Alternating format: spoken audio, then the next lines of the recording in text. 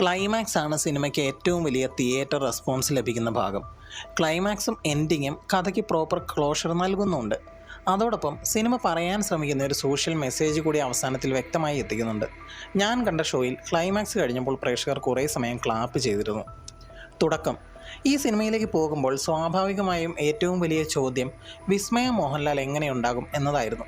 കാരണം ഇതൊരു പുതിയ നടിയുടെ അരങ്ങേറ്റം മാത്രമല്ല, മോഹൻലാലിൻ്റെ മകൾ ആദ്യമായി നായികയായി സിനിമയിലെത്തുന്നു എന്നതും സിനിമയ്ക്ക് ചുറ്റും ഉണ്ടായിരുന്നു. അതുകൊണ്ട് തന്നെ സിനിമ വിസ്മയെ എങ്ങനെയാണ് അവതരിപ്പിച്ചിരിക്കുന്നത്, ഒരു വലിയ സ്റ്റാർ ലോഞ്ച് രീതിയിലേക്ക് പോകുമോ എന്ന സംശയവും ഉണ്ടായിരുന്നു. പക്ഷേ സിനിമ കണ്ടപ്പോൾ എനിക്ക് ഏറ്റവും ആദ്യം ഇഷ്ടപ്പെട്ട കാര്യം അതാണ്. ഇതൊരു സ്റ്റാർ ലോഞ്ച് സിനിമയായി തോന്നിയില്ല. വിസ്മയുടെ കഥാപാത്രത്തെ വളരെ ഗ്രൗണ്ടഡ് ആയിട്ടാണ് അവതരിപ്പിച്ചിരിക്കുന്നത്. വലിയ ഇൻട്രൊഡക്ഷൻ ഷോട്ടുകളോ ഹീറോയിൻ എലിവേഷൻ എന്നിങ്ങനെ ഒരു താരപുത്രിയുടെ അരങ്ങേറ്റത്തിന് സാധാരണ പ്രതീക്ഷിക്കാവുന്ന കാര്യങ്ങളിലേക്ക് ജൂഡ് ആന്റണി ജോസഫ് പോകുന്നില്ല. പകരം കഥയിലെ ഒരു സാധാരണ കഥാപാത്രമായിട്ടാണ് അവരെ അവതരിപ്പിച്ചിരിക്കുന്നത്. അതുകൊണ്ട് വളരെ പെട്ടെന്ന് തന്നെ നമ്മൾ മോഹൻലാലിൻ്റെ മകൾ വിസ്മയ എന്നതിൽ നിന്ന് മാറി സിനിമയിലെ ആ കഥാപാത്രത്തെ ശ്രദ്ധിക്കാൻ തുടങ്ങുന്നു. ഒരു ഡെബ്യൂ ഫിലിം എന്ന നിലയിൽ അത് വളരെ പ്രധാനപ്പെട്ട ഒരു കാര്യമാണ്. വിസ്മയുടെ പ്രകടനത്തെക്കുറിച്ച് പറഞ്ഞാൽ എനിക്ക് നല്ലൊരു സർപ്രൈസ് തന്നെയായിരുന്നു. ഒരു അസാധാരണ പ്രകടനം എന്നൊന്നും ഞാൻ പറയില്ല, പക്ഷേ ഒരു ഡെബ്യൂ ആക്ടറിൽ നിന്ന് പ്രതീക്ഷിക്കുന്നതിനേക്കാൾ മികച്ച പ്രകടനമാണ് ലഭിക്കുന്നത്. സ്ക്രീൻ പ്രസൻസ് ഉണ്ട്, ഇമോഷണൽ സീൻസിൽ ആവശ്യമായ വികാരം എത്തിക്കാൻ കഴിയുന്നുണ്ട്. അതിനേക്കാൾ പ്രധാനമായി ബോഡി ലാംഗ്വേജ് കഥയുടെ യാത്രയ്ക്കനുസരിച്ച് മാറുന്നുണ്ട്. സിനിമയുടെ തുടക്കത്തിൽ ഒരു ഫ്രീ ബേർഡ് പോലെയുള്ള കഥാപാത്രമാണ് നമ്മൾ കാണുന്നത്, ജീവിതത്തെ വളരെ സ്വതന്ത്രമായി സമീപിക്കുന്ന ഒരാൾ. ആ സമയത്ത് ബോഡി ലാംഗ്വേജും എക്സ്പ്രഷനിലും ഒരു ലൈറ്റ്നെസ് ഉണ്ട്. എന്നാൽ കഥ മുന്നോട്ട് പോവുകയും ജീവിതത്തിലെ സാഹചര്യങ്ങൾ മാറുകയും ചെയ്യുമ്പോൾ ആ കഥാപാത്രത്തിൻ്റെ ശരീരഭാഷയും മാറുന്നുണ്ട്. രണ്ടാം പകുതിയിലേക്ക് എത്തുമ്പോൾ കൂടുതൽ സീരിയസ് ആയ, ഇമോഷണലി സ്ട്രോങ് ആയ ഒരാളെയാണ് നമ്മൾ കാണുന്നത്. ഈ ട്രാൻസ്ഫോർമേഷൻ വിശ്വസനീയമായി അവതരിപ്പിക്കാൻ വിസ്മയയ്ക്ക് സാധിച്ചിട്ടുണ്ട്.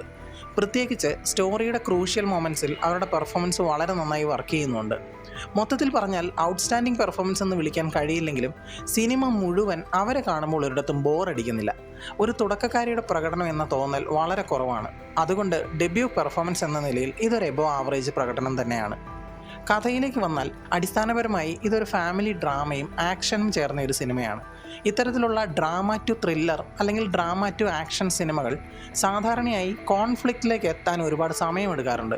പക്ഷേ തുടക്കം ആ കാര്യത്തിൽ കുറച്ചുകൂടി വേഗത്തിലാണ്. പ്രധാന കഥാപാത്രങ്ങളെയും അവരുടെ ബന്ധങ്ങളെയും പരിചയപ്പെടുത്തിയ ശേഷം കഥ അതിൻ്റെ സെൻട്രൽ കോൺഫ്ലിക്റ്റിലേക്ക് താരതമ്യേന വേഗത്തിലെത്തുന്നുണ്ട്. അതുകൊണ്ട് ആദ്യ പകുതി അനാവശ്യമായി വലിച്ചു നീട്ടുന്നതായി തോന്നുന്നില്ല. കഥയിലെ വില്ലൻ കഥാപാത്രത്തിൻ്റെ മോട്ടിവേഷൻ വളരെ വിശദമായി എക്സ്പ്ലോർ ചെയ്യുന്ന സിനിമയൊന്നും അല്ല ഇത്. പക്ഷേ സിനിമയുടെ കഥയ്ക്കുള്ളിൽ അത് വിശ്വസിക്കാൻ കഴിയുന്ന രീതിയിൽ അവതരിപ്പിച്ചിട്ടുണ്ട്. എല്ലാ കഥാപാത്രങ്ങൾക്കും വലിയ ബാക്ക് സ്റ്റോറി കൊടുത്ത് അവരുടെ ഓരോ തീരുമാനവും വിശദീകരിക്കാൻ ശ്രമിക്കുന്നേയില്ല. സിനിമയ്ക്ക് ആവശ്യമായത്ര മാത്രം വിവരങ്ങൾ നൽകി മുന്നോട്ട് പോവുകയാണ്. സപ്പോർട്ടിംഗ് പെർഫോമൻസസ് എല്ലാം വളരെ കൺട്രോൾഡ് ആണ്. ആരും അനാവശ്യമായി ഓവർ പെർഫോം ചെയ്യുന്നതായി തോന്നിയില്ല.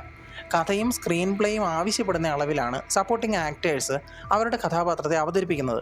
അതുകൊണ്ട് വിസ്മയെ ഹൈലൈറ്റ് ചെയ്യാൻ മറ്റുള്ള കഥാപാത്രങ്ങളെ ദുർബലമാക്കിയെന്ന് തോന്നലും ഉണ്ടാകുന്നേയില്ല. സ്ക്രീൻ പ്ലേയെക്കുറിച്ച് പറഞ്ഞാൽ കഥയുടെ ഡയറക്ഷൻ ചില ഭാഗങ്ങളിൽ പ്രെഡിക്റ്റ് ചെയ്യാൻ സാധിക്കും. പക്ഷേ പ്രെഡിക്റ്റബിലിറ്റി ഉണ്ടെങ്കിലും സിനിമ കാണാനുള്ള രസം നഷ്ടപ്പെടുന്നില്ല. കാരണം ആവശ്യമായ സമയങ്ങളിൽ കൊമേഴ്ഷ്യൽ സിനിമാറ്റിക് എലമെൻറ്റ്സ് കൊണ്ടുവരുന്നുണ്ട്. പ്രത്യേകിച്ച് രണ്ടാം പകുതിയിൽ തിയേറ്റർ മൊമെൻറ്റ്സിന് ആവശ്യമായ സന്ദർഭങ്ങൾ സൃഷ്ടിക്കുന്നുണ്ട്. ഇൻ്റർവെൽ ബ്ലോക്ക് നല്ലതാണ്. ഇൻ്റർവെൽ കഴിഞ്ഞ് പ്രേക്ഷകൻ തിരിച്ചെത്തണമെന്ന് തോന്നിക്കുന്ന തരത്തിലുള്ള ഹുക്ക് സിനിമയ്ക്ക് ലഭിക്കുന്നുണ്ട്. എനിക്ക് സിനിമ കൂടുതൽ ഇഷ്ടപ്പെട്ടത് രണ്ടാം പകുതിയിലാണ്. വിസ്മയുടെ ക്യാരക്ടർ ട്രാൻസ്ഫോർമേഷൻ വളരെ പെട്ടെന്ന് സംഭവിക്കുന്ന ഒരു കൊമേഴ്ഷ്യൽ ട്രാൻസ്ഫോർമേഷനായി തോന്നുന്നില്ല. അതോടൊപ്പം ഫാമിലി റിലേഷൻഷിപ്പ് സിനിമയുടെ ഇമോഷണൽ കോറായി മാറ്റുന്നുണ്ട്. അതിനെ അമിതമായി മെലോ ഡ്രാമാറ്റിക് ആക്കാതെ കൈകാര്യം ചെയ്യാൻ സിനിമയ്ക്ക് സാധിച്ചിട്ടുമുണ്ട്. സിനിമയുടെ ഏറ്റവും വലിയ സ്ട്രെങ്ത് എന്താണെന്ന് ചോദിച്ചാൽ എൻ്റെ അഭിപ്രായത്തിൽ ആക്ഷൻ കോറിയോഗ്രഫിയാണ്.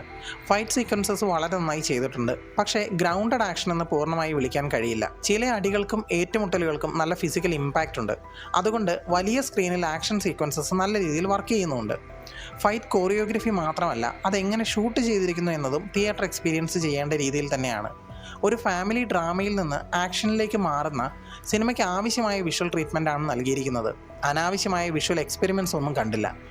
എഡിറ്റിംഗ് സിനിമയുടെ മറ്റൊരു വലിയ പോസിറ്റീവാണ്. പ്രത്യേകിച്ച് ഡ്രാമ പോർഷൻസ് അനാവശ്യമായി നീട്ടാതെ അടുത്ത സംഭവത്തിലേക്ക് കൊണ്ടുപോകുന്നത് കൊണ്ട് സിനിമയുടെ പേസ് നിലനിർത്താൻ സാധിക്കുന്നുണ്ട്. സൗണ്ട് ഡിസൈൻ അവസാന ഭാഗത്തേക്ക് എത്തുമ്പോൾ കൂടുതൽ ശ്രദ്ധേയമാകുന്നുണ്ട്. ആക്ഷൻ സീക്വൻസസിൻ്റെ ഫിസിക്കൽ ഇമ്പാക്റ്റ് കൂട്ടുന്നതിൽ സൗണ്ട് ഡിസൈൻ നല്ല പങ്ക് വഹിച്ചിട്ടുണ്ട്. ജെയ്ക്സ് വിജയുടെ ബാക്ക്ഗ്രൗണ്ട് സ്കോർ ആവശ്യമായ ഇമ്പാക്റ്റ് നൽകുന്നുണ്ട്.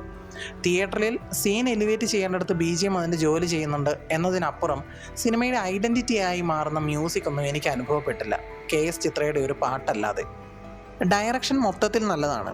ജൂഡ് ആന്റണി ജോസഫ് ഇമോഷണൽ ഡ്രാമയും ആക്ഷനും തമ്മിൽ നല്ല ബാലൻസ് കണ്ടെത്തിയിട്ടുണ്ട്. എന്നാൽ സിനിമയിൽ കൊമേഴ്ഷ്യലൈസേഷന് വേണ്ടി ചേർത്തതുപോലെ തോന്നിയ ഒരു ക്യാരക്ടർ അപ്പിയറൻസ് ഉണ്ട്. തുടക്കത്തിൽ അതിൻ്റെ പ്ലേസ്മെൻറ്റ് എനിക്ക് പ്രശ്നമായി തോന്നിയില്ല. പക്ഷേ പിന്നീട് അതിൽ കുറച്ച് സിനിമാറ്റിക് എലിവേഷൻ കൂടി ചേർത്തപ്പോൾ ചെറിയൊരു അൺനെസസറി ക്യാമിയോ ഫീൽ ലഭിച്ചു. ഇത് സിനിമയെ തകർക്കുന്ന വലിയ പ്രശ്നമൊന്നുമല്ല. പക്ഷേ സിനിമയുടെ ബാക്കി ഭാഗം വളരെ ഗ്രൗണ്ടഡ് ആയി പോകുമ്പോൾ ഈ ഭാഗം മാത്രം കുറച്ച് കോൺഷ്യസ് കൊമേഴ്ഷ്യൽ അഡീഷൻ പോലെ തോന്നി. ക്ലൈമാക്സ് ആണ് സിനിമയ്ക്ക് ഏറ്റവും വലിയ തിയേറ്റർ റെസ്പോൺസ് ലഭിക്കുന്ന ഭാഗം. ക്ലൈമാക്സും എൻഡിങ്ങും കഥയ്ക്ക് പ്രോപ്പർ ക്ലോഷർ നൽകുന്നുണ്ട്. അതോടൊപ്പം സിനിമ പറയാൻ ശ്രമിക്കുന്ന ഒരു സോഷ്യൽ മെസ്സേജ് കൂടി അവസാനത്തിൽ വ്യക്തമായി എത്തിക്കുന്നുണ്ട്. ഞാൻ കണ്ട ഷോയിൽ ക്ലൈമാക്സ് കഴിഞ്ഞപ്പോൾ പ്രേക്ഷകർ കുറേ സമയം ക്ലാപ്പ് ചെയ്തിരുന്നു. അതുകൊണ്ട് സിനിമയുടെ അവസാന ഭാഗം തിയേറ്റർ ഓഡിയൻസിനെ നന്നായി കണക്ട് ചെയ്തു എന്ന് തന്നെ പറയാം. അപ്പോൾ തുടക്കം ആരാണ് കാണേണ്ടത്?